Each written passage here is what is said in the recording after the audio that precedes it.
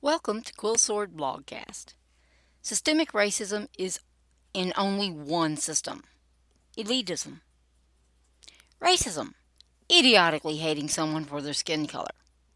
Systemic racism: idiotically listening to someone with an Ivy League degree. Human sacrifice, dogs and cats living together, mass hysteria.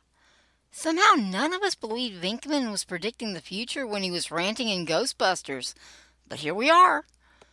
Comically Orwellian didn't seem like it would ever be a thing back in ancient times. The 1980s.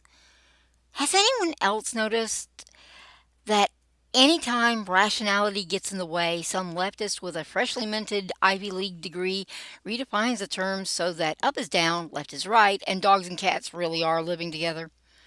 The array of redefined terms is dizzying. Racism can only occur from power. This was always a stupid definition, but it has become comical. Who has the power?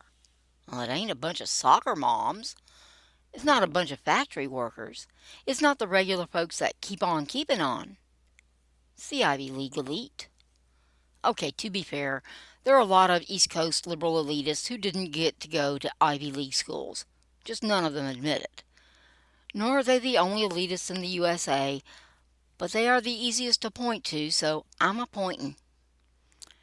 I'm a Southerner, born and bred. Grew up in Montgomery, Alabama, and I've lived in several parts of South and Central Alabama over the years. I worked as an STD rep for the health department for 18 years all over the state. I've met a few folks. Quite a few of them happen to be black. Here's what I learned. Black folks are perfectly capable of speaking for themselves every day, any day, and 24 hours a day. White liberals speaking for oppressed people is the most insanely patronizing, infantilizing, and stupid thing ever.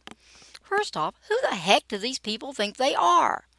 If you think others need a chance to speak, fine, give them your microphone. But to speak on behalf of other competent adults is the height of arrogant presumption.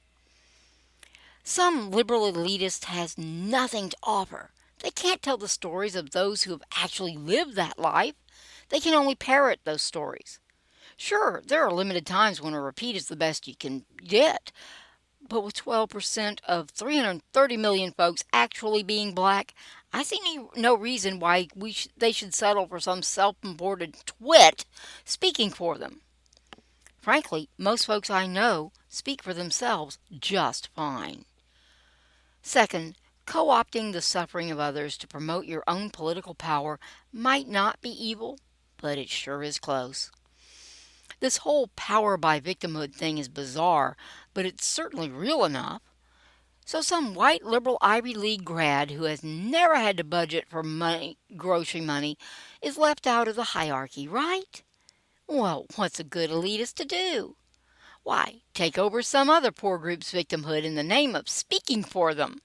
Before long, that poor sod is in the back of the line, and the Ivy League grad is raking in 5 figures speaking for them. Sound cynical? You haven't been paying attention to the news lately, huh?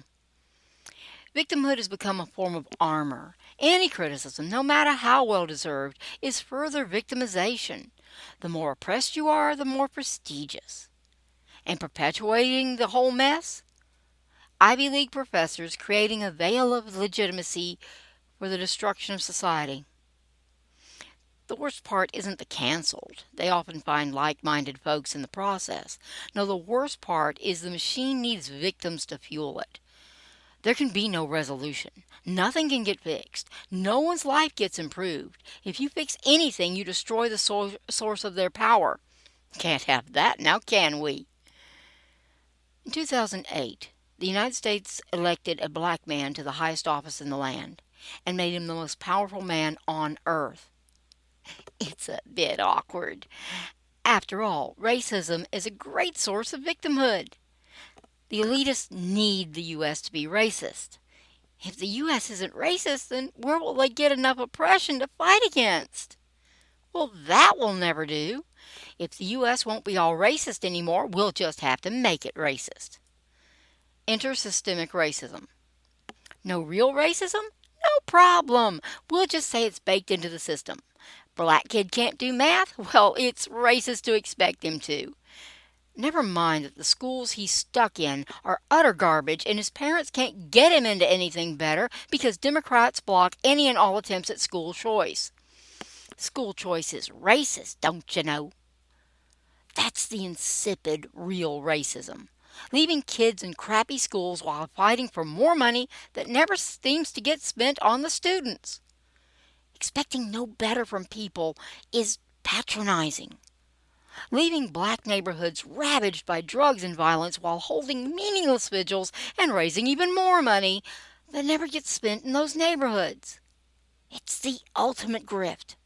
Campaign for people you never get around to helping. If that's not what racism is, what is?